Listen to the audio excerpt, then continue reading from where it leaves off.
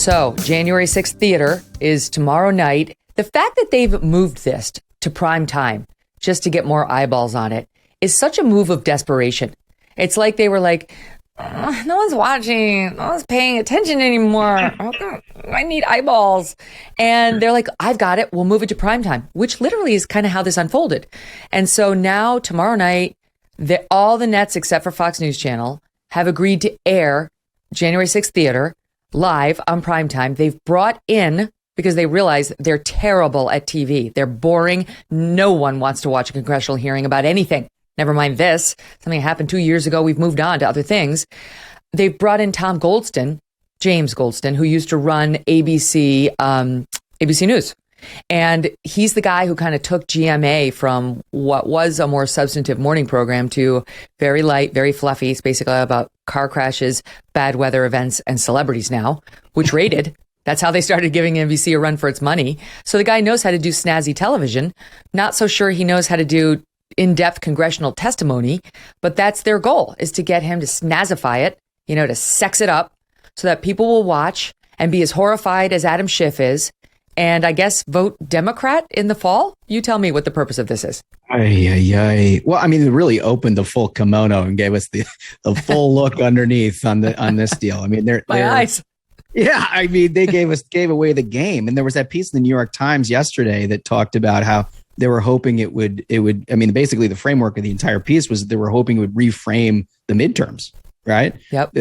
Like people were not going to pay attention to inflation, gas prices, immigration crisis, war overseas, crime in the streets and everything else. What they're mostly concerned about is Adam Schiff's view on what happened 2 years ago. It's ridiculous. If they looked at a single poll, they would understand that the American people don't want to watch it. And that's why they haven't been watching it. Putting it in prime time, I just asked the question, like, do you know anyone that would waste a night literally watching something like this? No, of course not. But this is sort of the death knell, I think, of what Smug was talking about earlier, which is the liberal dream of command and control over speech in this country. And so you've got, places like the New York Times who are sort of pre-writing what they hope the outcome is from these hearings, because, I mean, what they want is to be able to decide what's important to voters rather than voters tell politicians what's important to them. Yeah. Right. And it's like, well, the voters of Georgia came out and turned out in historic numbers in the primary just a few weeks ago after Kemp passed an election reform bill that you said was Jim Crow 2.0. And then we had a national conversation for weeks about this, and it all turned out to be a lie. So no, people don't care about the January 6th hearings. They don't care about what Joe Biden says about Jim Eagle or Jim Crow 2.0 or whatever. They care about gas prices. They care about their kids' education, things like that. So, I mean, I think it's indicative of what we've been talking about here already. And it was, I believe, Yamiche Alcindor, who's a journalist for, I think, NPR or she might be at NBC now. She switches around a bit. And she said, it is our job as journalists to make Americans care about this primetime hearing more than they care about gas prices or inflation, which, wow, that's your job as a journalist. Your job as a journalist is to state and report the facts. Right. And right now, Americans are seeing the facts before their very eyes. Every time they go to the gas pump, every time they go to the grocery store. There was a photo that was on Twitter last night of someone at a grocery store that had put a drape over where you could get the section where they had chicken, because there's no chicken. Yeah. There's no chicken at the grocery store. I mean, this is like something you'd hear about at Venezuela 5 years ago in the news of, oh, that's awful. I feel bad for the people of Venezuela. They can't get chicken in a grocery store. It's happening here. And of course, Americans care about that. And the fact that the left is trying to pressure, they're like, Fox News, why aren't you carrying it? They're putting it on Fox Business, which already gets more ratings than, MSNBC and CNN combined.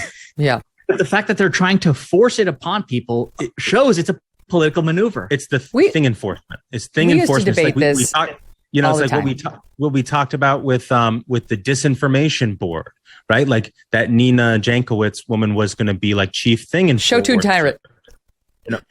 Right. That's great. I love that, Megyn. It's not mine. It's from Chris Rufo, but it's awesome. But whatever our media betters declare is the thing that we need to discuss that week, they have these enforcement mechanisms to now tell us, no, you can't care about these other things. You have to care about this thing. Yeah. And, eat your vegetables. It's not just the Yamiche Alcindor. It's everyone. Everyone in the media now says that, they're not just reporting history, they have to shape it. And like this is the result. There was no primetime hearing for 13 service members who died because of Joe Biden's botched withdrawal from Afghanistan. There's no hearing for how much the price of gas has almost doubled. It's gotten close to doubling since he's taken office because of his policy shutting down Keystone and domestic energy production.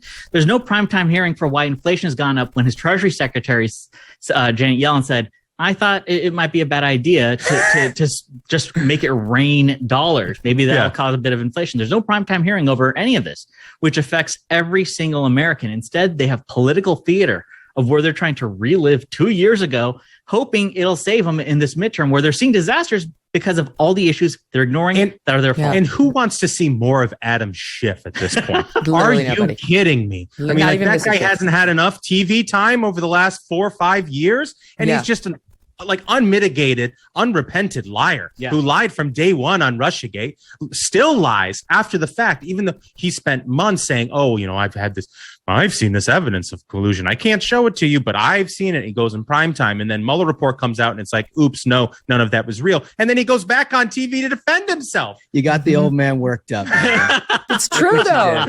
You have no primetime hearing, by the way, on Black Lives Matter riots and the 2,000 plus cops who were hurt during that. They couldn't care less, not to mention those who were killed. No, not worthy, but this is worthy. But I will say this, when I was at Fox News, we dominated in the primetime just like they do now. And we used to have debates on this kind of thing all the time, because when a big event would happen in the primetime, we never wanted to give up our primetime shows because they crushed.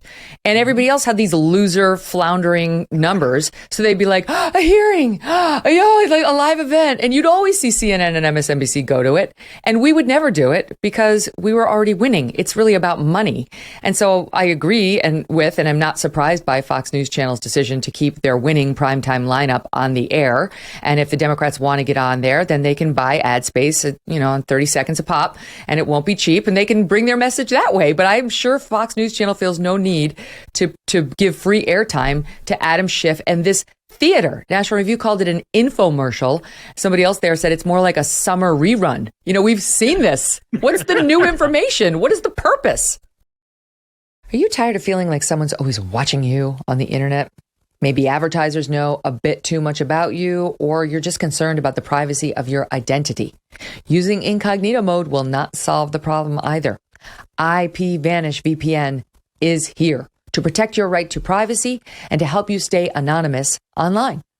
IPVanish helps you safely browse the internet without exposing your private details to third parties. You can use IPVanish on your computer, your tablet, your phone, even devices like your Fire Stick when you're streaming media. When you use IPVanish, all of your data is encrypted. IPVanish makes you virtually invisible online. It's that simple. IPVanish is offering an incredible 70% off their yearly plan for our listeners right now with a 30-day money-back guarantee. That's like getting almost a year, like 9 months for free. IPVanish is super easy to use. All you have to do is tap one button and you are instantly protected. Take your privacy back today with a brand rated 4.6 out of 5 on Trustpilot. Go to ipvanish.com/Megyn and use that promo code MEGYN to claim your 70% savings. That's ipvanish.com/Megyn. Hey, thanks so much for watching. If you like what you just saw, hit the subscribe button for more clips and full episodes.